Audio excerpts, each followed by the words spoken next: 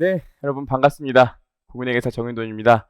저희 해커스 경영에서 올해도 이 저희 세무사 1차 시험 풀이 및 총평을 하는 시간을 갖게 되는데요. 올해는 전반적으로 시험 난이도가 쉬웠던 건 맞는 것 같아요. 실제 저희 학원에서도 같이 공부했던 학생들 선생님 저 합격했어요 얘기하는 거 들어보시면 이렇게 말씀하시는 거 들어보면 많이 붙으셨더라고요. 전반적으로 실제로도 난이도가 좀 작년 대비 좀 쉬웠구나라는 생각을 저도 받을 수 있었고요.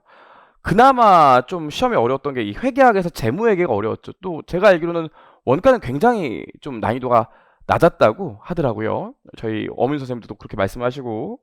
그럼 저희 회계학 재무회계가 조금 어려웠어요. 그나마 좀 어려웠는데 일단 제가 이 풀어보면서 느낀 건 뭐냐면 여러분들이 버릴 걸 확실히 버리셨으면 어렵지 않다고 느끼셨을 수도 있어요. 개인적으로는 A형을 기준으로 1번, 2번, 3번 A형 기준이라고 했어요. 3번, 5번, 그 다음에 8번, 그 다음에 9번, 10번, 11번, 13번, 그 다음에 14, 15, 16, 17, 18, 19 여기까지 하면 15개거든요. 여기까지는 충분히 맞출 수 있으세요.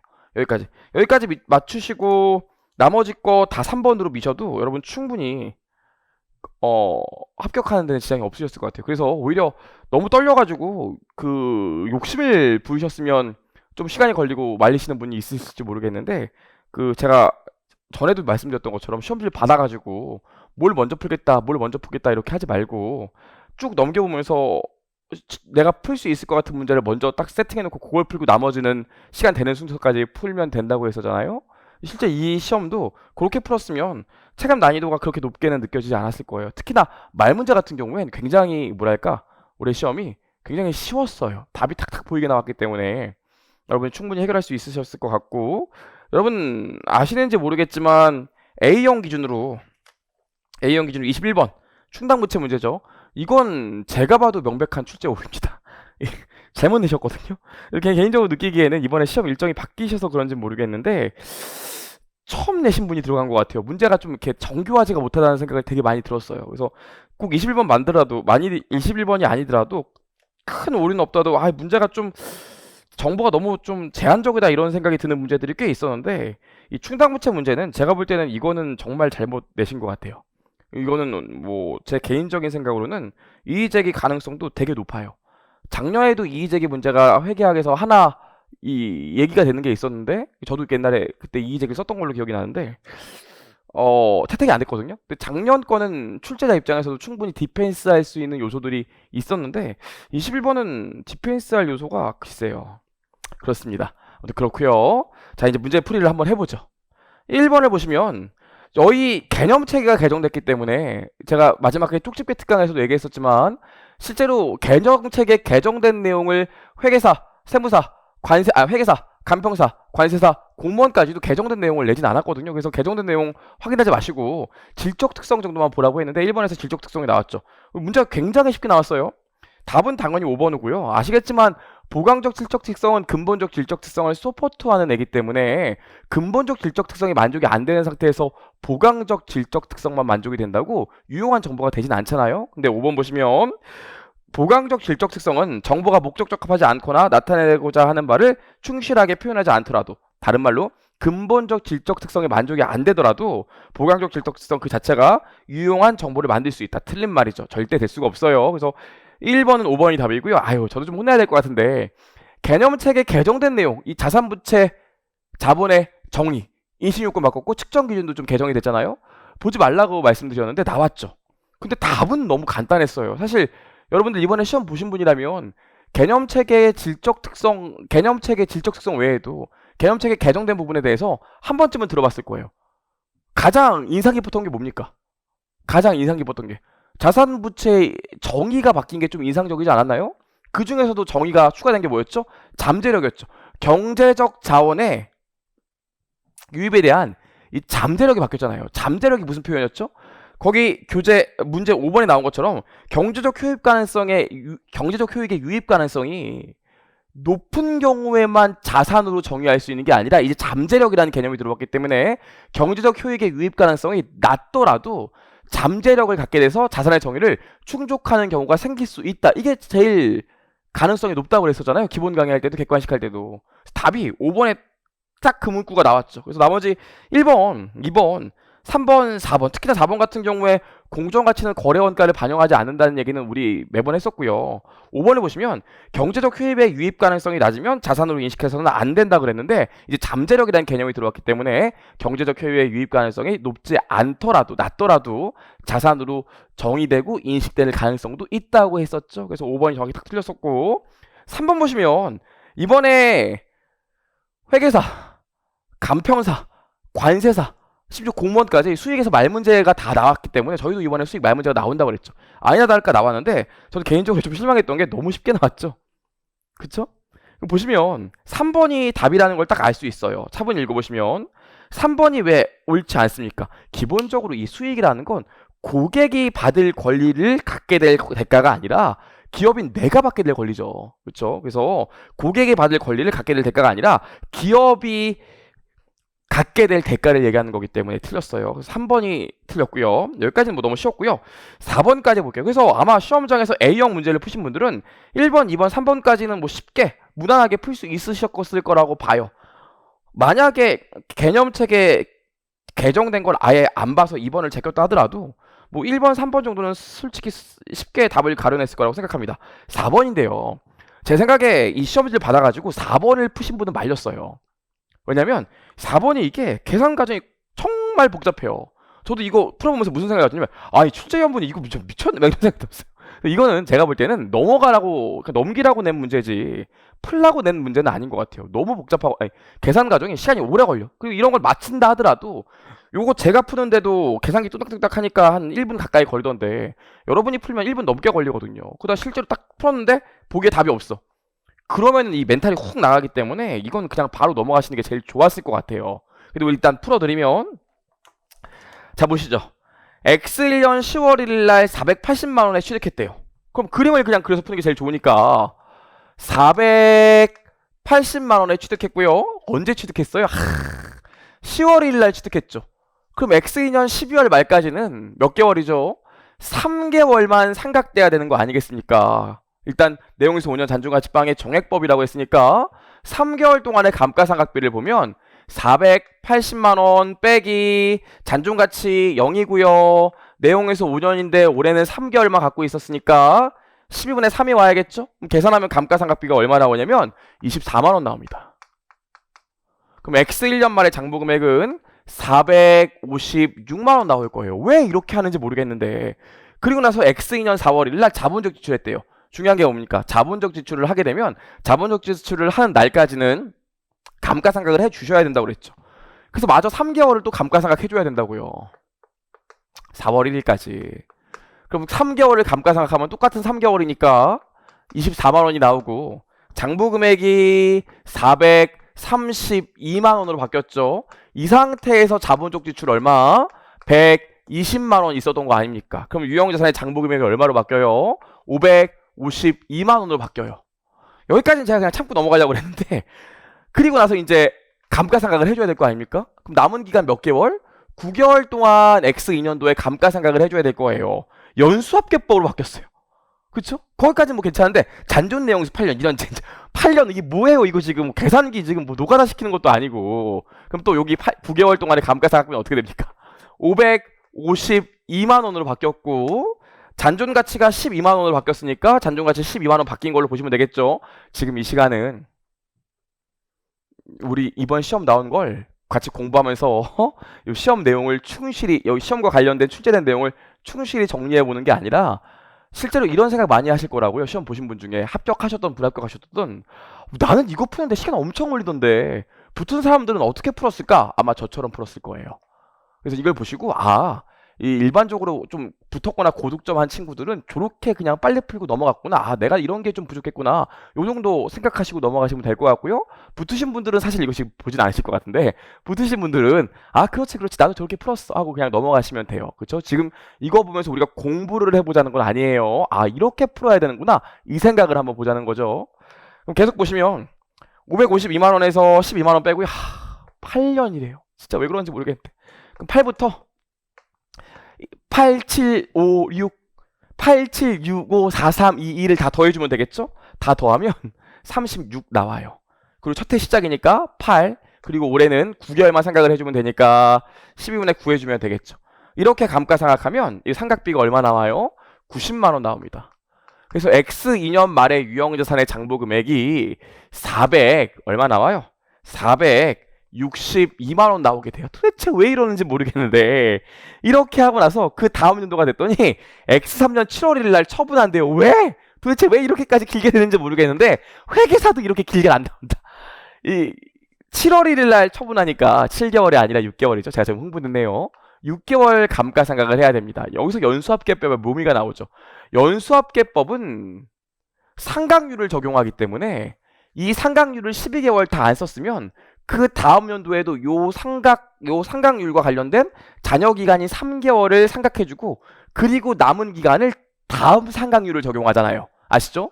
그럼 X 3년도에 6개월 동안 처분하기 전까지 6개월 동안 감가상각을 해줘야 되는데 36분의 8의 상각률이 아직 3개월 남았고 36분의 7의 상각률이 또 3개월 시작되는 거 아니겠습니까?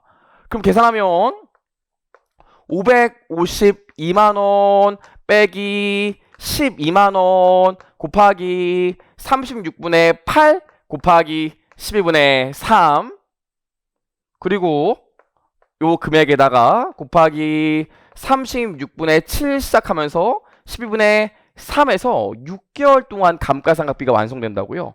계산하면 감가상각비가 얼마 나와요? 56만 2,500원 나오게 돼요. 그쵸? 여기까지 하면 장부 금액이 얼마 나와요? 405만 2천, 7천원인가? 405만, 그죠? 7천원이죠? 405만 7,500원 나오게 됩니다. 얼마에 처분한대요? 400만원에 처분한대요. 그럼 405만 7,500원짜리를 400만원에 처분하니까 얼마만큼 손실나? 57,500원만큼 손실나겠죠. 답 1번. 그쵸? 제 생각엔 이거 풀어서 맞춘 분보다 그냥 넘어간 분이 위너예요. 그렇게 생각을 합니다. 여기까지 봤습니다. 이렇게 되면 안 돼요. 이게 뭐가 중요해? 이거 솔직히 환타지 아닙니까? 아니 그 다음 달 6월 달에 팔 거면 자본주의 지출 왜 한 거야? 이렇게 되면 안 돼요. 여기까지 봤고요. 넘겨보시면 5번 문제인데 여러분 개인적으로 5번은 쫄면 틀려요. 안 쫄면 맞출 수 있어요. 이거 보시면 매출총 이익률법이 나왔는데 재고자산 회전율 공식이 기억 안 날 수는 있어. 근데 거기 보면 뭐라고 나와 있어요? 회전율은 매출원가 평균 재고자산을 이용한다고 나와 있죠. 다 줬어요. 그럼 이 5번 같은 경우엔 어떻게 풀면 되겠습니까? 저 같으면 이렇게 풀 것 같아요. 일단 재고자산의 T계정을 그리겠죠. 그럼 재고자산의 T계정을 그리면 지금 기초 재고자산이 얼마예요? 10만원이죠? 그럼 기초 10만원. 그 다음에 매입이 있고요.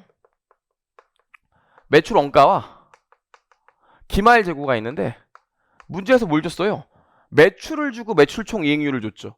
그럼 매출이 지금 100만원이니까 요 100만원을 이용해서 매출총 이익률법을 이용하면 매출 원가로 돌릴 수 있잖아요. 어떻게 하면 돼? 문제에서 매출총 이익률이 15%라고 했으니까 100만원 곱하기 1 마이너스 15% 하면 매출 원가로 정확히 돌아가게 되겠죠. 매출 원가 얼마 나와요? 85만원. 그럼 지금 기말 재고가 불타서 다 날아갔다는 거 아니에요? 그렇죠? 그럼 기말 재고를 구하면 화재 손실액이 나오는데 기말 재고 어떻게 구하면 돼? 재고자산 회전율이 680%라고요. 재고자산 회전율이 680%야. 6.8이라고요. 재고자산 회전율은 매출원가를 평균 재고로 나눈 거 아니겠습니까? 그래서 일반적으로 평균 재고는 기초 재고 더하기 기말 재고 나누기 2니까 지금 매출원가는 85만원인 거 알았어요. 기초 재고는 10만원이에요. 기말 재고가 얼마인지 몰라. 근데 나누기 2한 금액을 또 요 금액으로 나누면 6.8이 나와야 된다고요. 역산하면 기말 재고 얼마 나옵니까? 역산하면 기말 재고가 15만원 나오게 돼요. 요게 피해액이겠죠.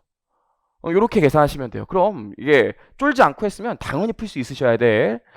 여기까지 봤고요. 이제 6번으로 넘어가죠. 이렇게 실제 시험장에서 저도 풀었을 거예요. 6번 보시면 제가 이거 쪽집게 특강 할 때 사실 이런 유형이 공무원에 한번 출제된 적이 있어서 이걸 넣을까 말까 막 고민을 하다가 설마 하면서 냈는데 이렇게 됐어요. 요 문제 같은 경우에 실제로 맞추기 쉽지 않아요. 제가 볼 때는 맞추기 쉽지 않아. 2차분들도 자본 못하는 분들이 많은데 하물며 1차분들이 이렇게 나온 유형을 맞추기 쉽지 않죠. 넘어가는 게 맞다고 봐요, 제 생각에는. 근데 만약에 이걸 푼다고 마음 먹으면 자본잉여금에 미친 영향이잖아. 그럼 여러분 일자별로 거래들이 6개가 있는데 이 중에서 자본잉여금이 나오지 않는 거래는 아예 제끼면 된다고요. 그럼 어떤 걸 아예 제끼면 돼요? 5월 1일 날 화재보험금 받은 게 자본잉여금이랑 뭔 상관입니까? 주주와의 거래가 아닌데. 8월 23일 날 이해잉여금 재원으로 무상증자했대요. 일반적으로 무상증자하면 액면으로 주식을 발행하기 때문에 액면 발행을 하기 때문에 주발초가 나올 수가 없어요. 그쵸? 그래서 8월 23일 거래도 제끼고 9월 23일 날 정부 보조금 받은 거랑 자본잉여금이랑 무슨 상관이에요. 그래서 여러분은 2월 1일, 3월 10일, 11월 27일 회계 처리만 하면 자본잉여금과 관련된 내용을 알 수 있어요. 그래서 우리가 2월 1일, 3월 10일, 11월 17일 회계 처리만 빨리 한번 해보면 된다고요. 그럼 보시면 2월 1일 날 주식 발행했대요. 보시면 현금 얼마 들어왔습니까? 현금 600주가 들어왔고요. 발행 금액이 700원이었어요. 그럼 자본금 보면 600주 곱하기 액면 금액이 얼마래요? 500원. 그럼 주발초가 자본잉여금인 거 모르면 더 이상 할 얘기가 없어요. 600원 곱하기 여기 200원만큼 주발초가 증가하겠죠. 근데 뭐라고 그랬을까 문제에서? 거래 원가가 발생했죠. 거래 원가 얼마예요? 3만 원이요. 거래 비용 3만 원. 그럼 이거 뭐예요? 주식의 발행가액에서 차감한다고 그랬으니까 주발초에서 3만 원 차감하는 거 아니겠습니까? 따라오시죠? 그럼 여러분 600원 곱하기 200원 하면 12만 원인데 12만 원 증가하고 3만 원 감소하니까 자본이익은 얼마 증가해요? 9만 원 증가하겠죠. 요거 하나 찾고요. 개인적으로 요 문제를 풀 수 없었을 거라고 여러분들이 제가 생각하는 이유가 뭐냐면 이 3월 1일 거래인데 3월 10일 거래인데 3월 10일 거래는 굉장히 낯설다고요. 근데 가만히 읽어보면 2월 결승금 업겨쓰기 위해서 주식을 병합했대. 한 주를 0.8주로 그냥 만들어줬대요. 그럼 보세요. 한 주를 0.8주로 만들어줬다는 건 보시면 지금 3,000주가 있었고요. 요거 자본금이 500원이야. 근데 한 주를 0.8주로 만들면 0.2주씩 줄인 거 아니겠어요? 따라오시겠어요? 그럼 요거 계산하면 자본금을 이만큼을 줄인 거라고요. 이걸 어떻게 맞춥니까? 여기 얼마 나와요? 30만 원 나와요. 여기 뭐입니까? 2월 결손금 쓸게요 그냥. 결손금 25만 원 상기하기로 했으니까 결손금 25만 원 없어주면 되겠지. 그럼 5만 원만큼 뭡니까? 문제에서 감자 차수는 없다고 그랬으니까 계정이 헷갈려도 감자 차익인 거 알 수 있겠죠. 그래서 여기 뭐가 나와요? 감자 차익이요. 아 이건 흔하지 않은 거래죠. 2차 책에도 거의 안 나와 있는데. 그럼 계산해보시면 뭐 감자 차익은 자본잉여금이니까 회사와 주주와의 거래에서 회사가 이득 본 금액만 자본잉여금에 들어가잖아요. 그럼 자본잉여금 얼마 증가해요? 5만 원 증가하겠죠. 따라오시겠죠? 마지막으로 11월 17일 거래 보면 자기 주식을 처분했대요. 원래 갖고 있었는데. 그럼 현금 얼마 들어옵니까? 보시면 500주 갖고 있었는데 현금 얼마 받았냐면 700원 받았어요. 자기 주식이 없어지는데 얼마? 지도원가가 650원이래요. 그럼 500주 곱하기 50원만큼 이득 본 거 아니겠어요? 이게 뭐가 되겠어요? 자기 주식 처분이익이요. 자기 주식 처분이익이요. 그럼 요건 얼마 나옵니까? 500원 곱하기 50원 하니까 500주 곱하기 50원 하니까 이만큼 자본잉여금이 25,000원 플러스 되겠죠. 따라오시죠? 여기까지 했어요. 그럼 X 1년 말에 자본잉여금 물어봤고 기초에 자본잉여금이 10만원 있었으니까 10만원 더하기 9만원 더하기 5만원 더하기 25,000원 하면 되니까 얼마 나와요? 기말 자본잉여금은 26만 5천원이요. 이렇게 가시면 되겠죠. 자, 여기까지 우리 6번까지 풀었고요. 지우고 좀 볼게요.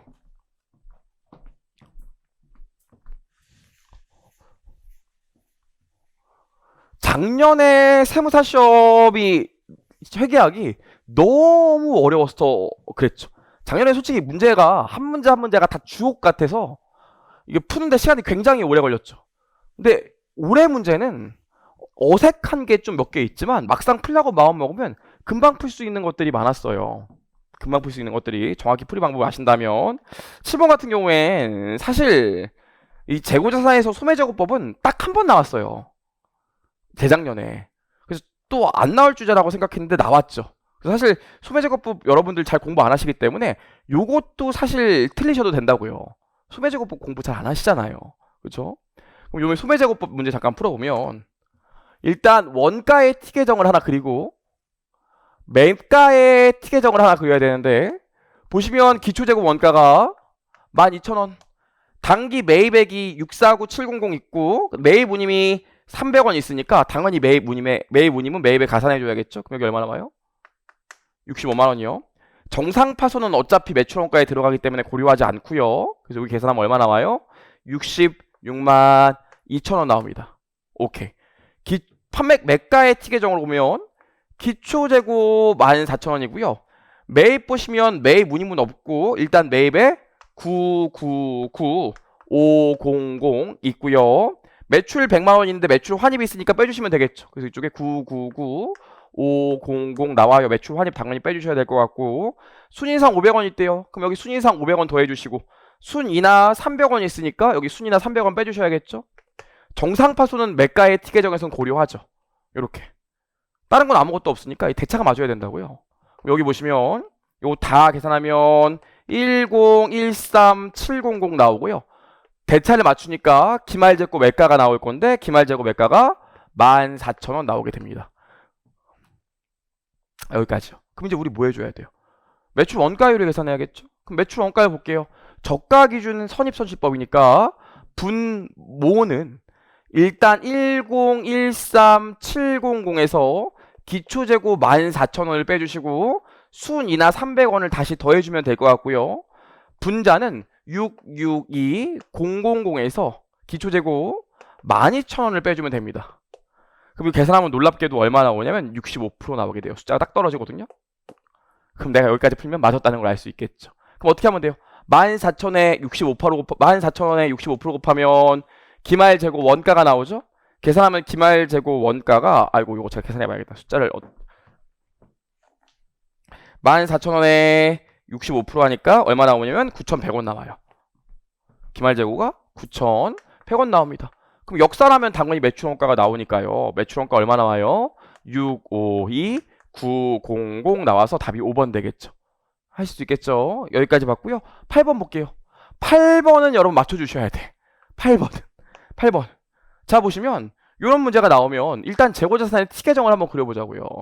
재고자산의 t 계정을 그려보면 기초재고가 있고요. 당기 매입이 있고 우리 판매된 재고자산이 있고 정상감모가 있고 평가손실이 있고 비정상감모가 있고 기말재고자산이 있어요. 여기서 이 기말재고자산은 감모손실과 평가손실을 제외한 부분이죠. 문제를 보면 킬링 포인트가 뭐냐면 정상적인 수량 부족과 평가손실을 반영하지 않은 매출원가가 989400이래요. 가로 보시면 정상감모랑 평가손실은 매출원가에 가산한다고 그랬거든요. 그래서 이만큼이 지금 매출원가인데 그거 반영하지 않은 매출원가가 989400이니까 판매된 것만 989400이라는 소리예요. 내가 이 표현을 정확히 읽어낼 수 있으면 돼. 정상감모랑 매출원가, 평가손실이 매출원가에 들어가는데 그걸 반영하지 않은 매출원가는 판매분만 반영한 매출원가겠죠. 이 숫자 준 거예요. 그렇죠? 그럼 여러분 원래 재고자산의 박스를 보면 여기 장부 수량이 있고 여기 실제 수량이 있어요. 그리고 여기 단위당 취득가가 있고요. 여기 순실현 가능 가치가 있어요. 아시죠? 그럼 이게 감모고 이게 평가손실이고 이게 진짜 BS에 들어갈 기말재고라고요. 그럼 이 전체 면적이 뭡니까? 장부상 재고죠. 이만큼이 장부상 재고라고요. 따라오시겠어요? 이만큼이 원래 장부상 재고인 기말재고자산으로 있다가 결산분계로 감모와 평가손실을 쪼개면서 이게 이렇게 나눠지는 거 아니겠어요? 이해하시겠어요? 그럼 이 전체 면적은 어떻게 돼? 다른 거 다 필요 없고 장부상 수량에다가 단위당 취득원가 900원 곱한 게 실제 이걸 다 더한 금액이 된다고요. 문제에서 뭐 줬어요? 기초재고는 안 줬고 당기 매입액 줬는데 아시겠지만 매입운임은 더해주고 관세 환급금은 빼줘야 되잖아요. 그렇죠? 계산하면 얼마 나와요? 여기 85만원 나오게 됩니다. 그럼 대차가 일치해야 되니까 기초재고는 얼마 나오겠어요? 역산하면 58만 9,400원 나오게 돼요. 이렇게 푸셔야 돼요. 오케이. 자, 8번까지 풀었고요. 넘겨보시면 9번인데 현금 오름표 저희 시험 빼고 다 올해 간접법이 유행했기 때문에 간접법이 나올 줄 알았는데 역시나 한 해 간접법, 한 해 직접법 요 논리 요 트렌드에 따라서 간접법이 아니라 직접법이 나왔죠. 근데 되게 쉽게 나왔어요. 매출이랑 매출 원가만 영업활동과 관련 있고 그것 때문에 현금 흐름이 변동했다고 나와 있잖아요. 그럼 그냥 구하면 돼요. 이게 결국 뭡니까? 고객으로부터 유입된 현금과 공급자에게 지급한 유출된 현금을 구해보라는 소리예요. 따로따로 구할 필요가 뭐 있어요? 우리 뭐라고 그랬습니까? 재무상태표와 손익계산서의 결과물이 1년 동안의 회계처리의 압축이기 때문에 재무상태표와 포괄손익계산서를 다시 한번 약식으로 회계처리하면 대차가 안 맞는 부분이 나오고 그게 그 계정 그 활동과 관련된 현금이라고 그랬던 거 기억나시죠? 그래서 이 문제도 그냥 이렇게 푸시면 돼요. 보세요. 매출채권이 X0년 대비 X1년에 10,000원 늘었어요. 그럼 매출채권 10,000원 늘린 거 그냥 쓰시면 되고요. 손실충당금이 1,000원 늘었죠. 그럼 여기 손실충당금 1,000원 써주시면 돼요. 그 다음에 재고자산 20,000원 늘었네요. 그럼 여기 재고자산 20,000원 쓰시면 되고요. 매입채무라는 부채가 20,000원 늘었어요. 그럼 여기도 매입채무 20,000원 써주시면 되겠죠. 전혀 어렵지 않습니다. 그럼 쭉쭉쭉 쓰시면 돼요. 여기까지 했고요. 매출이 올해 현금 흐름이니까 작년 손익은 고려할 필요가 없겠죠. 올해 매출이 180만원이래요. 그럼 쓰시면 돼요. 재무제표와 재무제표에 나와 있는 결과물들을 다시 한번 약식 분기하면 그게 현금 흐름을 찾을 수 있는 가장 좋은 방법이라고요. 매출 180만원? 여기 매출원가 얼마입니까? X1년도의 매출원가가 150만원이죠. 쓰시면 돼요. 오케이. 그 다음에 손상차손이 7,000원이래요. 그럼 손상 7,000원 써주시면 되겠죠? 이렇게요. 다 썼네. 그럼 대차가 안 맞을 거라고. 그게 뭡니까? 그게 매출과 매출원가와 관련된 올해의 순현금 흐름이 돼요. 계산하면 얼마 나오냐면 28만 4천원 나온다고요. 차변에 기재했으니까 현금이 그만큼 유입된 거겠지. 그럼 X0년 말 기초에 현금이 30만원 있었는데 올해 요 매출과 매입과 관련해서 현금이 28만 4천원 증가했으니까 기말 현금은 얼마 나오겠어요? 30만원의 요놈 또한 58만 4천원 나오겠죠. 따라오시겠죠? 이렇게 하면 30초면 풀어요. 여기까지 했고 10번 보시면 이건 절대 틀리면 안 되죠. 너무 쉬운 그냥 아주 기본적인 손상차손 환입액을 물어봤죠. 이거 뭐 왜 해야 되는지 모르겠는데 너무 쉬워서. 자,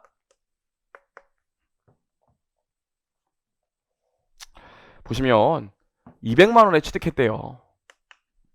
1월 1일날 그것도 또 심지어 잔존가치랑 내용연수가 있으니까 감가상각하면 매년 감가상각비가 16만원씩 나온다고요. 매년 감가상각비가 16만원씩 나와요. 이렇게 심심하니까 다 해볼까요? 여기도 16만원 나오고요. 여기도 감가상각비가 16만원 1년 동안 이렇게 나온다고 할게요. 그럼 X2년 말에 이렇게 감가상각하고 나면 X1년 말에 장부금액이 얼마 나오냐면 168만원 나오고요. 계속 감가상각을 했다면 손상 없이 감가상각을 했다면 X4년 말에 136만원 나오겠죠. 근데 X2년 말에 순공정가치와 사용가치가 나와 있으니까 둘 중에 큰 금액이 회수가능액이죠. 회수가능액이 X2년 말에 얼마예요? 140만원이요. 그럼 손상은 요 금액인데 안 물어봤으니까 넘어가고, 그럼 내용연수가 10년이었는데 이제 잔여 내용연수, 장부 금액이 바뀌면 그 시점에 남아있는 잔여 내용연수 생각하니까 140만원 빼기 잔존가치 40만원 하는 거에다가 잔여 내용연수 8년으로 생각해 주시면 되겠죠. 쉬우니까 얘는 시간 안 쓸게요. 그럼 매년 감가상각비가 얼마 나오냐면 12만 5천원 나오고요. 그 다음 연도에도 이슈가 없었기 때문에 12만 5천원 나왔겠죠. 여기까지 하면 손상 후 상각 후 원가가 얼마가 되냐면 115만원 됩니다. 근데 X4년 말에 회수 가능액은 얼마예요? 순 공정가치와 사용가치 중 둘 중에 큰 금액이니까 회수 가능액이 150만원이라고요. 이때 한도가 뭡니까? 손상되지 않았을 때 장부 금액을 한도로 하죠? 그럼 환입액은 얼마예요? 이만큼이 환입액이 있네요. 환입액 계산하면 얼마 나와요? 21만원이요. 할 수 있겠죠? 여기까지 하시면 되고요. 개인적으로 11번은 안 할 거예요. 너무 쉽지 않아요? 어렵죠, 여러분. 제가 지금 또 괜히 또 흥분해서 그랬는데 당연히 어렵죠. 당황하셨기 때문에 시험장에서 지금 제가 풀 때는 같이 보면 쉽네 할 수 있지만 시험장에서 당황을 하시기 때문에 시험장에서는 앞이 까마지셨을 수도 있어요. 제가 지금 너무 흥분해서 그런데 혹시 보시고 기분 나쁘신 분 있으면 죄송하고요. 이런 생각을 좀 가지셔야 돼요. 실제로 이걸 내가 다 풀려고 마음을 먹고 좀 마음이 떨려서 순서대로 쭉 풀고 포기할 걸 안 포기하게 되면 11번 같은 문제도 굉장히 어렵게 느껴진다고요. 그러면 안 돼요. 그래서 혹시 이번에 정말 너무너무 운이 나쁘게도 혹시나 불합격하신 분이 있다면 다음번에 시험 보실 때는 내가 1년을 다 또 공부한다고 해서 회계학 40문제 중에서 40문제를 다 맞출 수 있는 실력이 되는 건 아니에요. 저도 가끔씩 한두 개 틀려요. 그래서 여러분들 다음번 시험장에 가실 때는 꼭 아예 내가 못 풀 수 있는 거 한 10개 정도를 제끼고 나머지를 편안한 마음으로 푼다 이런 생각을 좀 갖고 계시면 굉장히 좋을 것 같아요. 11번 같은 경우에 FVOCI 지분 상품인데 FVOCI 지분 상품은 처분 손익이 나와요, 안 나와요? 재분류 조정을 허용하지 않기 때문에 처분 손익이 안 나오죠. 그죠? 어떤 경우에만 처분 손익이 나와요? 거래 원가가 처분 시 발생하게 되면 그 거래 원가만큼 처분 손실이 나올 수는 있죠. 유일한 예외 사항이었잖아요. 놀랍게도 5번을 보면 처분 시점에 거래 원가가 200원 있는데 처분 시 당기 손실이 200원 발생했대요. 그렇죠. 일반적으로 FVOCI 지분 상품은 처분할 때 재분류 조정을 허용하지 않기 때문에 처분 시 거래 원가가 없다면 당기 손익에 미치는 영향이 하나도 없어요. 하지만 뭐 거래 원가만큼 처분 손실에 영향을 미치기 때문에 그 금액만큼 당기 손익에 영향을 미치잖아요. 그래서 다른 거 안 읽어보셔도 5번이 답인 걸 알 수 있습니다. 여기까지 봤고요. 또 지우고 풀어보겠습니다.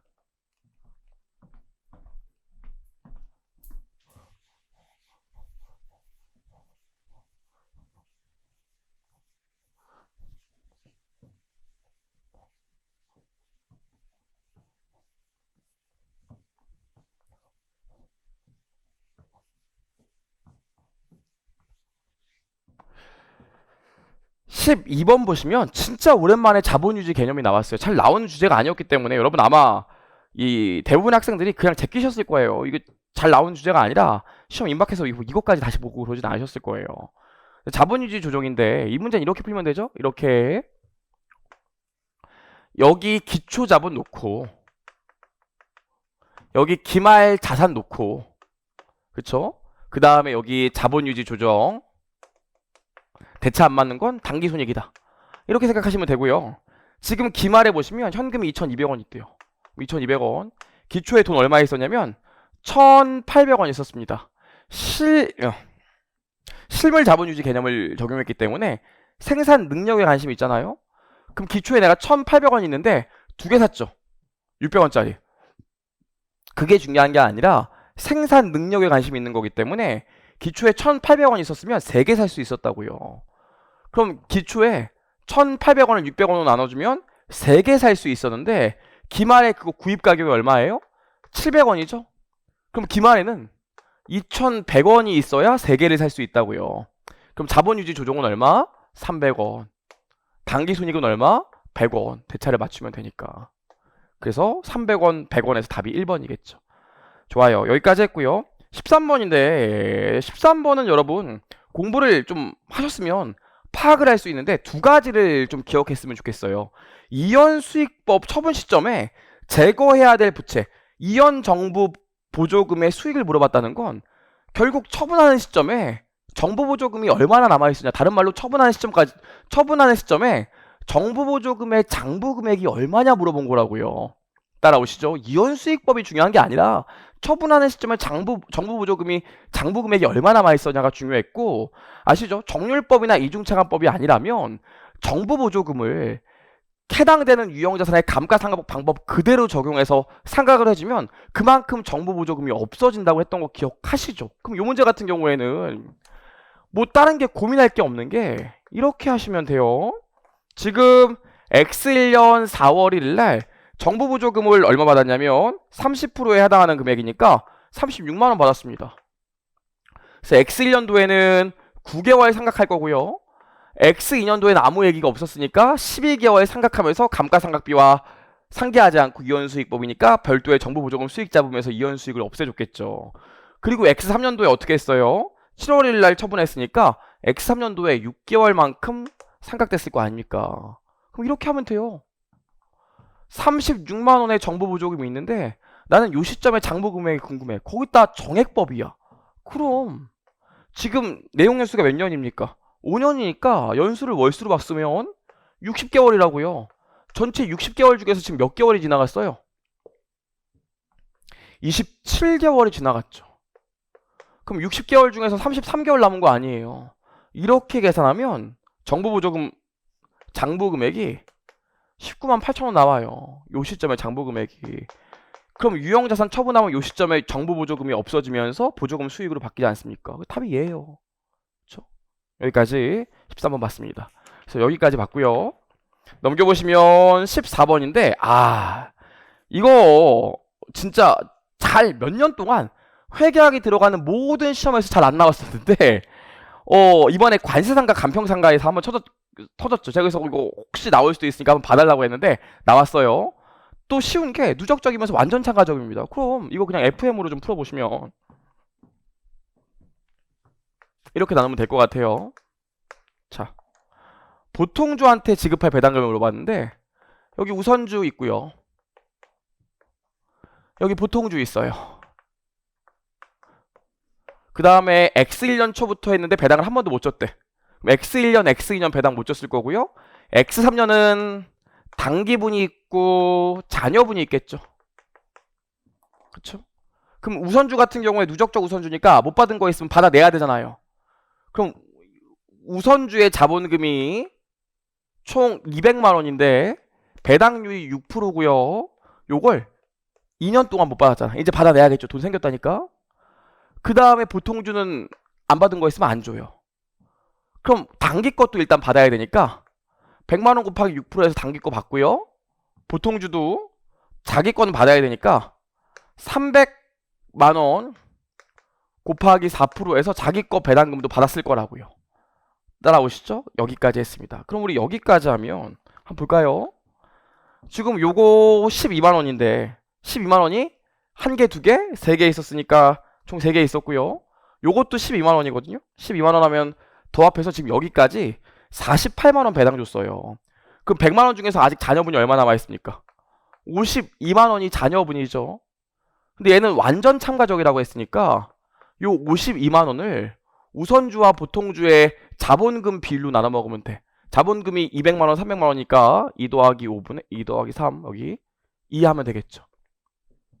괜찮죠? 그럼 52만 원 나누기 5 곱하기 2 하면 되니까 보통 우선주가 받을 수 있는 배당 자녀분이 20만 8천 원이라고요. 그럼 봅시다. 여기 얼마? 24만 원.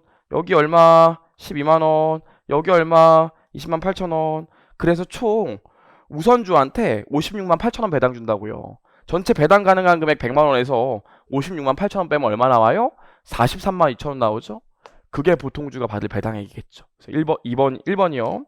여기까지 받고 56번, 15번, 16번, 17번 다 말문제인데 이건 뭐 쉬웠으니까 뭐 바로 넘어갈게요. 그래서 15번 같은 경우에는 당연히 3번이 답이고 읽어보시면 너무 쉬우니까 좀 넘어가고 16번 같은 경우에 중간재무 보고가 나와 있는데 이것도 뭐 당연합니다. 1번 공시해줘야 되고요. 2번 재무상태표는 중간 보고 기간일과 직전 연도 말의 기간 동일한 기간 말이 아니라 그냥 연도 말이죠. 그쵸? 올해 6월 31일자로 재무상태표를 중간 재무지표 공시하면 뭐랑 비교해? 전년도 말 거랑 비교하잖아요. 그쵸? 4번이 맞고요. 3번이 맞고요. 3번이 맞고 4번 직전 회계연도의 재무자료를 근거로 하는 게 아니라 중요성 판단은 올해 자료를 기준으로 하죠. 올해 중간기간을 기준으로. 5번 더 많은 정보를 제공해서 신뢰성이 높은 거 아니라 중간 재무보고는 신뢰성이 좀 떨어집니다. 대신 적시성이 높죠. 여기까지 보시면 될 것 같고요. 17번도 3번이 답인데 뭐 그렇게 어려운 내용이 나와 있지 않았기 때문에 하실 수 있어요. 17번에 1번 보시면 운용리스 계약을 체결한 경우에는 체결 시점에 매출 이익으로 인식하지 않아요. 판매형 리스라고 하더라도 운용리스 처리하지. 2번 보시면 금융리스 분류되는 경우 리스 제공자는 자신의 리스 총투자 금액에 일정 기간 수익률을 반영하는 방식으로 리스 기간에 걸쳐 금융수익을 인식한다. 리스 총투자를 기준으로 하는 게 아니라 리스 순투자를 기준으로 하죠. 틀렸고요. 3번이 맞고요. 넘어가고 4번 위험과 보상을 대부분 이전하는 경우에는 운용리스로 분류하고 위험과 보상을 대부분 이전하지 않는 경우에는 금융리스로 분류한다. 반대죠. 그쵸? 리스 제공자 입장에. 그래서 사실 진짜 좀 마음에 안 들었던 게 이번 문제가 엉성해. 4번도 정확히 기준이 뭔데? 리스 제공자 입장 얘기하는 건지 리스 이용자 입장 얘기하는 건지 뭐 그런 것도 안 써있고 제 생각엔 좀 문제가 엉성해요. 전반적으로 다. 5번 같은 경우에도 보시면 보증 잔존 가치를 뺀 금액이 아니라 보증 잔존 가치의 현재 가치를 뺀 금액이죠. 그래서 5번까지 보시면 되고요. 18번 신주 인수권 부사채인데 이거 진짜 틀리면 안 돼요, 여러분. 이거 진짜 제가 저번에 쪽집게 특강 할 때도 얘기했지만 신주 인수권 부사채라고 그냥 무조건 제끼시면 안다고요. 안 된다고. 이게 무슨 신주 인수권 부사채 문제입니까? 그냥 똑같은 문제지. 현금으로 보시면 3년이고요. 액면 금액은 100만 원이에요. 만기까지 신주 인수권이 행사가 안 되면 113.5%를 보장한다고 했으니까 상환할정금으로 13만 5천 원 주는 거고요. 그쵸? 액면 이자율이 10%니까 액면 이자로 7만 원씩 준다고요. 이렇게. 어렵지 않죠? 그리고 유효 이자율이 12%입니다. 그리고 X1년도에 이자 비용 물어봤어요. 그럼 나 뭐만 하면 돼? 언제나 이자 비용은 기초 장부 금액 곱하기 유효 이자율이니까 일단 여러분이 요 금액을 현재 가치로 쭉 땡겨 오시면 이 시점에 신주 인수권 부사채의 장부 금액 혹은 현재 가치가 나오죠. 거기다 뭐 해주면 돼? 12% 때리면 그냥 이자 비용이에요. 이렇게 답은 계산하면 2번이요. 이런 건 절대 틀리시면 안 돼요. 자, 여기까지 봤고요. 넘겨보시면 19번인데 사채 문제인데 이게 여러분 일반적으로 금융자산이나 금융부채는 상환이나 처분 시 어떤 금액으로 한다고 그랬어요? 상환이나 처분 시 무조건 공정가치로 한다고 그랬잖아요. 그럼 공정가치, 채권의 공정가치는 뭐예요? 특정 시점에 잔여 현금 흐름을 그 특정 시점에 시장 이자율로 현재 가치 평가하면 그게 공정가치라고 그랬고 그게 상환대가라고 그랬고 그게 처분대가라고 했던 거 기억나시죠? 이 문제는 그걸 물어본 거라고요. 그럼 보시면 만기가 5년이라고 합시다. 하나, 둘, 셋, 넷. 만기가 5년이고 액면 금액이 100만 원이에요. 그 다음에 표시 이자율이 5%니까 5만 원이죠. 그게 줄 거예요. 이렇게 5만 원. 근데 언제 시점 물어봤냐면 X4년 초에 조기 상환하기로 했대요. 요때요. 그럼 요 시점에 사채 장부 금액은 어떻게 구해요? 잔여 현금 흐름 땡겨오면 되고 발행 시점에 사채 유효 이자율이 10%였으니까 5만원 나누기 1.1 더하기 105만원 나누기 1.1에 제곱한 게 X4년 초의 사채 장부 금액입니다. 요거 계산하면 얼마 나오냐면 913 223인가? 뭐 225인가 아무튼 나와요. 단수 차이는 좀 나겠죠? 그럼 이 시점에 상환대가는 얼마야? 공정가치로 상환한다니까요. 근데 지금 문제는 뭐라고 그랬어요? 사채를 새로 발행한다고 그랬죠? 만기 2년짜리. 사채를 새로 발행해서 액면 금액은 똑같이 100만 원인데 표시 이자율이 3%라고 그랬어요. 그럼 3만 원 받는 걸로 바뀌었네. 그리고 요 시점에 시장 이자율이 새로운 유효 이자율이 8%래요. 그럼 이제 상환 대가는 얼마입니까? 상환하면서 새로운 채권을 발행했는데 그 공정가치 얼마야? 요거 현재 가치로 땡겨오면 되겠죠. 그래서 3만원 나누기 1.08 더하기 103만원 나누기 1.08에 제곱하면 상환 대가로 발행해주는 부채 공정가치가 나온다고요. 계산하면 얼마예요? 910836 이게 부채 발행가액일 거 아닙니까? 물론 저희 답이랑 단수 차이가 좀 나요. 단수 차이 나는 게 근데 그래도 가까운 게 4번밖에 없잖아요. 사실 구하지 않더라도 4번이 답이라는 걸 알 수 있어요. 다른 것들은 금액이 다 다르기 때문에. 아무튼 이거 결정하고 굳이 회계 처리를 한번 해보자면 구사채 913223이 없어지면서 신사채 910836이 들어오니까 대차가 여기가 안 맞죠. 이게 뭐가 되는 거예요? 사채 상환이익. 그럼 사채 상환이익 얼마? 거기 해답 나와 있는 것처럼 얘에서 얘 빼주면 되니까 2396 나온다고요. 하실 수 있겠죠? 여기까지요. 여기까지. 그래서 정말 정확히 안다면 그렇게 뭐 오래 계산할 문제는 아니고요. 다들.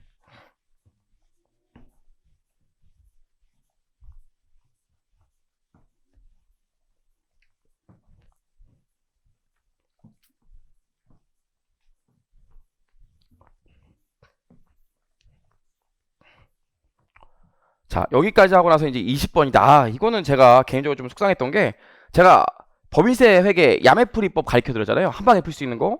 근데 요 문제는 그게 안 되는 게 뭡니까? 요 문제는 세율이 달랐어. 세율이 달라지면 야매풀이법을 쓸 수 없다고 그랬잖아요. 그래서 쪽집게 트루깡 듣고 하신 분들 좀 죄송해요. 아이 그 세율이 동일했어야 되는데. 그래도 그냥 한번 풀어보면 지금 올해 법인세 차감전 순이익이 70만 원 있고요. 접대비가 그 보시면 금융자산 평가 손실로 10만 원 나왔대요. 세법 평가를 인정하지 않으니까 평가 손실 취소하고요. 그 다음 연도에 처분할 때 비용 처리해주겠죠. 그 다음에 접대비는 영구적 차이니까 올해만 조정해주면 되고요.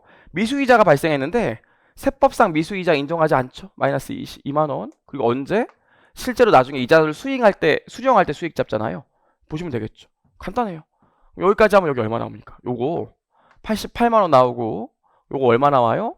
마이너스 8만 원 나오는데 올해까지는 세율이 20%고 다음 연도부터는 세율이 18%죠. 그럼 계산하면 올해 세금 내야 될 금액이 얼마? 17만 6천 원 나오고요. 이거 뭡니까? 계산하면 14,400원 나오는데 얘 뭐예요? 미래에 이만큼 세금을 줄여주니까 이연 법인세 자산이죠. 그럼 법인세 회계 처리를 해보면 기간 간 배분만 해주면 되겠죠. 우리 당기 법인세 부채로 17만 6천 원 있고요. 이연 법인세 자산으로 14,400원 있으니까 대차가 법인세 비용이랬잖아요. 그럼 법인세 비용은 얼마 나옵니까? 법인세 비용은 계산하면 161 600 나오게 되겠죠. 그렇죠? 그래서 이게 야매로 덮을 수 있는데 괜히 무조건 제가 얘기해서 또 세율 똑같으면 야매로 풀 수 있다. 이건 세율 다르니까 못 풀겠네. 이러시는 분이 있으실 수도 있었을 것 같아서 조금 그러네요. 여기까지 봤고요. 21페이지. 문제 룰라는 21페이지 21번인데 21번. 이 결국 충당부채라는 게 여러분 내가 지금까지 실제로 돈이 안 나갔더라도 비용 처리가 돼 있어야 되는 걸 충당부채로 잡는 거 아니겠어요? 그 문제를 보면 X1년도에 3,000대 팔았고 X2년도에 4,000대 팔았고 X3년도에 6,000대 팔았죠. 근데 이 중에서 5%는 AS가 될 것 같다고 예상한다는 거예요. AS 해주면 200원만큼 비용 처리해야 된대. 그쵸?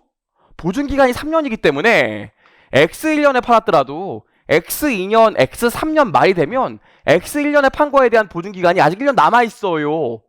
그죠? 그래서 X1년 판매분까지 고려해서 이만큼이 누적적으로 비용 처리가 됐어야 되는데 X1년부터 X3년까지 누적으로 비용 처리되는 금액이 2만원, 3만원, 4만원 다 더하면 9만원이죠. 그럼 계산하면 얼마 나와요? 4만원 나온다고요. 그럼 이게 뭡니까? 올해 말 현재 실제 비용 처리하지 않았더라도 누적적으로 추가로 비용 처리하면서 충당부채 잡았어야 될 금액이 지금 X3년 말 시점에 4만원이어야 된다고요. 그 답이 4만원 5머디여야 되는데 지금 상공단 해답을 보면 34,000원 돼 있죠. 이거 이유가 뭔지도 알아요. 이거 지금 출제위원부는 X1년도에 판 게 X3년도에 보증기간이 끝났다는 가정을 한 거예요. X1년도에 판 게 X3년 말에 보증기간이 끝나야지만 답이 4번이 되거든요. 어떻게 끝나죠? 여기 문제 X1년 판매분은 X1년 초에 다 팔았다고 나와 있어요? 없잖아요, 그런 얘기. 제가 볼 때는 이건 명백한 출제 오류예요. 이건 5번이 맞아요. 아니면 절 좀 가르쳐 주시면 될 것 같아요. 제가 실력이 부족해서 제가 볼 때는 무조건 5번이 답이에요. 그렇죠? X1년 초에 판 게 아니잖아요. X3년 말 되면 X3년 말 입장에서는 아직 X1년도에 보증기간이 끝나지가 않았어요. X1년 초에 팔았으면 또 모르겠는데 X1년 초에 팔았다는 얘기가 없잖아요. 그쵸? 그렇습니다. 출제자의 의도는 이거 같은데 됐습니다. 여기까지요. 그래서 이 11번 같은 경우에는 이거는 이의제기가 좀 받아들여지지 않을까 그런 생각을 사실 좀 많이 해요. 여기까지 했고요. 22번 보실게요. 22번 보시면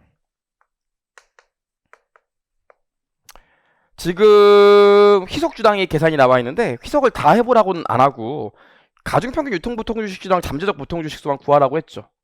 그 후에 보시죠. 그럼 가중평균 유통보통주식수만 보면 일단 1월 1일날 기초에 8,000주 있었고요. 요게 12개월 가겠죠. 그 4월 1일 날 유상증자가 있었는데 보시면 뭐라고 나와 있어요? 공정가치 미만 유상증자라고요. 그럼 1단계로 공정가치 미만 유상증자면 일단 3,000주 유상증자 했는데 발행가액이 400원이야. 근데 지금 주가가 600원이니까 실제로 공정가치로 유상증자했으면 2,000주밖에 못 들어와. 그럼 나는 3,000주 발행했기 때문에 실제로 1,000주는 무상증자한 걸로 보고 기초에 8,000주 있었고 동일 시점에 유상증자한 게 2,000주 있었으니까 실제로 무상증자 비율은 몇 프로? 10%. 그럼 4월 1일 날은 2,000주 있었던 거니까 요게 9개월 동안 갈 건데 무상증자가 10% 있었던 거니까 여기도 1.1 곱해주고 여기도 1.1 곱해주면 되겠죠. 오케이. 여기까지 했고요. 9월 1일 날 자기 주식을 취득했대요. 자기 주식은 미발행 주식으로 보기 때문에 실제로 이것만큼은 가중평균 유통보통 주식에서 차감해줘야겠죠. 몇 개월입니까? 요 계산하면 4개월이죠. 9, 10, 11, 12 여기까지요. 여기까지 하면 가중평균 유통보통 주식수 나왔네요. 어떻게 계산하면 돼요? 곱해서 전체를 다 더해준 다음에 12로 나눠주면 되겠죠. 이렇게 계산하면 얼마 나옵니까? 이렇게 계산하면 10350 나와요. 여기에다가 지금 잠재적 보통주를 보면 실제로 올해 행사된 건 하나도 없고 10월 1일 날 신주 이 옵션을 발행했대요. 그 12월 전년도에 발행한 전환사채가 있었대요. 전환사채는 전환가정법을 쓰고 옵션은 자기주식 차감법을 쓰니까 여기 보시면 저는요 원래 600개 주식을 발행할 수 있는데요. 10월 1일 날 발행했고요. 600개 발행하면 300원의 돈이 들어오는데 이 돈 들어온 것만큼 실제로 투자 수익이 어떻게 나올지 모르니까 평균 주가로 주식을 사서 갖고 있다고 가정해요. 그래서 자기 주식 차감법이잖아요. 몇 개월입니까? 10월 1일 날 발행했으니까 12분의 3 오겠죠. 오케이. 전환사채는 액면 금액 50만원이고 만원당 한 주 준다고 그랬으니까 50주를 전환시킬 수 있는데 기초부터 갖고 있었으니까 12분의 12 해주시면 되겠죠. 그래서 50 곱하기 12분의 10이랑 요 숫자 더해주면 잠재적 보통주가 몇 개 나오냐면 110주 나와요. 이게 60주, 이게 50주에서요. 그럼 가중평균 유통보통 주식수랑 잠재적 보통주를 다 더하면 얼마입니까? 얘에서 얘 더하면 되니까 1460주 4번 나오겠죠. 따라오시겠죠? 여기까지 했고요. 23번이요. 23번 드디어 기중에 퇴직금을 지급하고 기여하는 사례가 나왔어요. 기중에 퇴직금을 지급하고 기여하게 되면 이자 수익에 그만큼 영향을 미친다고 했잖아요. 이자 비용에도. 근데 또 뭘 같이 냈습니까? 순 확정급여 채무를 냈죠. 저는 T계정 풀이밖에 모르니까 T계정으로 풀게요. 그럼 T계정으로 풀게 되면 순 확정급여 채무에 T계정을 쓰게 되면 사회적립자산과 확정급여 채무를 합쳐서 T계정을 표기하니까 기초 순 확정급여 채무가 있고요. 근무원가와 관련된 순 확정급여 채무가 있고요. 이자 비용과 관련된 확정급여 채무가 있고요. 사회적립자산 기여한 것만큼이 있겠죠. 대신 퇴직금의 지급은 어떻게 돼요? 퇴직금의 지급은 실제로 지급한 금액이 사회적립자산에서 없어지고 확정급여 채무가 없어지기 때문에 양쪽에서 동일하게 반대쪽에 존재하기 때문에 순 확정급여 채무의 T계정을 그리면 지급액은 고려할 필요가 없다고 그랬죠.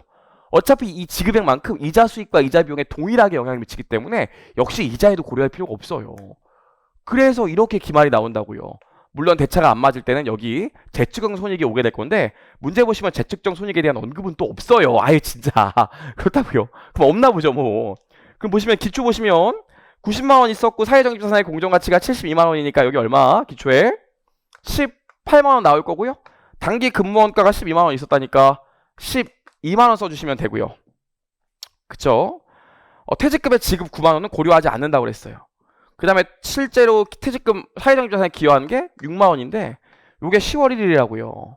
그럼 우리 이자 비용 계산해 보시면 기초에 18만원의 순 확정급여 채무가 있었고 이자율이 10%니까 10% 한 다음에 얘는 12분의 12가 하면 되는데 사회적립자산에 기여한 금액만큼 이자 수익이 증가할 거 아닙니까? 근데 얘는 이자 비용이니까 마이너스 해줘야겠죠? 언제부터 생겼어요?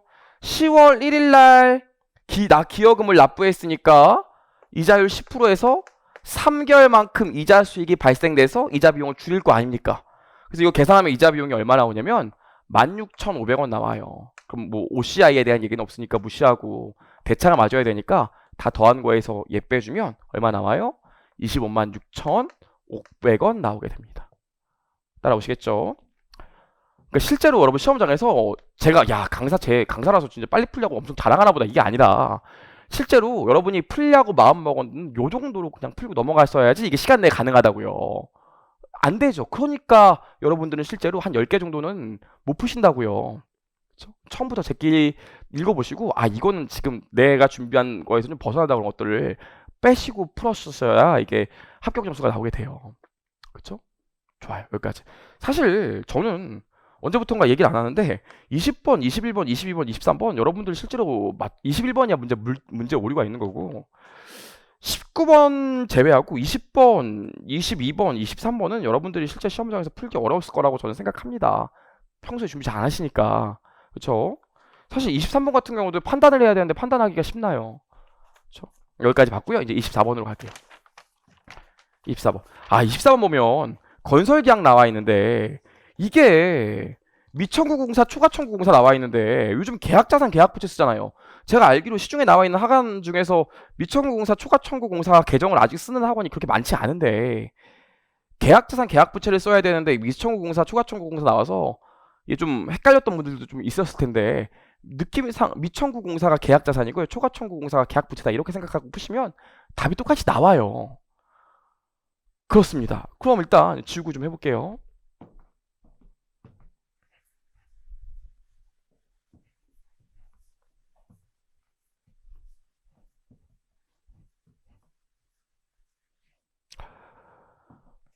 진행률은 X1년도에 몇 프로일까요? 43만 2천원 나누기 72만원 하면 되니까 진행률 60% 나와요. 요 정도는 안 써도 되겠죠? 그럼 X2년도의 진행률은 누적 발생 원가라고 했으니까 58만원 나누기 72만 5천원에서 80% 나옵니다. 그럼 1번부터 보여보죠. X1년도의 계약자산인지 계약부채인지 이거 뭐 하면 돼? 누적 수익과 누적 수취채권 증가액을 비교하면 된다고 그랬죠. 그럼 내가 받기로 한 돈이 85만원인데 X1년도에 진행률이 60%예요. 이만큼이 누적 수익일 거고 X1년도에 대금 청구액이 얼마예요? 39만원이죠. 그럼 이렇게 계산하면 얼마 나와요? 12만원 나온다고요. 플러스잖아요. 이게 더 크다는 소리죠. 내가 일한 게 더 많다는 소리죠. 그래서 뭐라고 그래? 미청구공사라고 하면 돼요. 저한테 배우신 분은 계약자산. 그리고 X2년도에 계약손익은 어떻게 구합니까? X2년도에 여전히 받을 돈은 85만원이고 예정되는 총 공사 계약 원가는 72만 5천원인데 진행률이 80%였어요. 전기에도 받을 돈은 85만원이라고 생각했는데 총 추정 계약 원가가 72만원이었죠. 진행률 몇 프로예요? 전기에? 60%였죠. 단기의 누적 수익에서 전기의 누적 손익에서 전기의 누적 손익 빼주면 그게 올해 계약 이익 아니겠어요. 공사 이익. 계산하면 이거 얼마 나와요? 22,000원 나온다고요. 이렇게 푸시면 되고 25번에 고급회계가 나오긴 나왔는데 합병이 나왔네요. 이것도 뭐 굳이 이렇게까지 낼 필요가 있었나 싶은데 그럼 합병의 가장 중요한 건 뭡니까? 내가 취득하는 피취득자의 재무상태표를 다 공정가치로 바꿔준다는 거죠. 다만 여러분 매각예정 비유동자산을 분류한 게 있으면 매각예정 비유동자산은 순공정가치를 평가하지 어떻게 공정가치를 평가합니까? 그래서 요 매각예정 비유동자산을 순공정가치로 놓는다. 요거 하나만 조심하시면 돼요. 그럼 자산의 공정가치 현금 10만원, 매출채권 10만원, 제품 24만원, 투자부동산 25만원. 아이고 많이 넣어놨네. 그 다음에 토지 30만원. 건물은 매각예정 비유동자산으로 분류했으니까 얼마 하면 돼요? 40만원 하면 된다고요. 공정가치인 41만원이 아니라. 부채 보시면 매입채무 공정가치 5만원 있고요. 사채 공정가치 17만원 있어요. 그럼 이렇게 계산하면 얼마 나오냐면 이거 계산기 한번 써볼까요? 10만원 더하기 10만원 더하기 24만원 더하기 25만원 더하기 30만원 더하기 40만원에서 5만원 빼주고 17만원 빼주면 되니까 얼마 나와요? 117만원 나오죠. 그럼 117만원짜리인데 내가 얼마 주고 샀어요? 120만원 주고 샀다고요. 그럼 얼마 돈을 더 준 거예요? 3만원 돈 더 줬죠. 그게 뭔데요? 그게 영업권이에요. 이렇게 답은 3번이요. 여기까지 보시면 되고, 제 생각에는 24번, 25번 다 틀렸어도 아까 제가 별표 풀었으면 했던 문제들 15개만 정확히 풀어주셨으면 원가가 쉬웠기 때문에 충분히 50점 이상 득점하실 수 있어요. 그래서 여기까지 봤고요. 너무 고생하셨고요. 두 가지만 좀 말씀드리고 마무리하고 싶은데, 여러분 혹시나 이번에 좀 문제가 쉬워서 정말 실력이 좀 부족한데도 내가 열심히 해서 붙었다 이런 분들은, 아 나는 올해 할 걸 다 했다 하시고 동차 때 놀고 내년부터 유예 때 열심히 해야지 이러지 제발 마시고 당장 내일부터 월요일부터 공부하셔야 돼. 아시겠죠? 1차 좀 빨리 붙었거나 운 좋게 좀 빨리 붙었다고, 내가 좀 실력이 부족한데도 운 좋게 빨리 붙었다고 동차 때 놀고 유예 때부터 열심히 해야지 그러면 시험 한번 더 봐요. 1차 제발 그러지 마시고, 괜히 너 시험 끝났는데 악담하지 마 그러지 마시고 내일부터 공부하세요. 오늘까지만 술 드시고 제발요. 그리고 열심히 노력해서 공부했는데 이번에 1차 떨어진 분 중에 이 회계학 같은 경우에 내가 40점을 넘지 못했다, 30점을 넘지 못했다 이런 분들, 내가 실력이 좀 많이 부족하고 지금 네 풀이를 봤는데 뭔 소리인지 하나도 모르겠다 이런 분들은 어떻게 공부해야 될지 고민이 많으실 텐데, 어 동차반을 듣지 마시고 기본반을 다 들으세요. 어느 학원에 가서 다시 수강을 하시든 간에 동차반 하지 마시고 조금 힘드시더라도 기본반을 다시 들으셔야 돼요. 지금 실제로 1차를 한번 봤을 뿐이지 기본이 부족한 분들도 다수 있으실 거예요. 그런 분들 근데 내가 1차를 한번 봤다는 생각 때문에 동차반을 들어가시면 너무 많이 돌아가게 돼요. 부족한 게 분명히 있으니까 점수가 잘 안 나온 거니까 다소 힘드시고 자존심 상하시더라도 학원 수업은 안 들으셔도 되니까 기본서를 다시 피시고 공부하시던지, 아니면 한번 열심히 해보시겠다면 저희 학원이 아니더라도 다른 학원 기본반을 한번 수강해 보시는 게 그게 훨씬 더 빠른 길이지 돌아가는 길이 아닙니다. 자, 여기까지 말씀드렸고요. 여러분 장시간 동안 너무 수고하셨습니다. 감사합니다.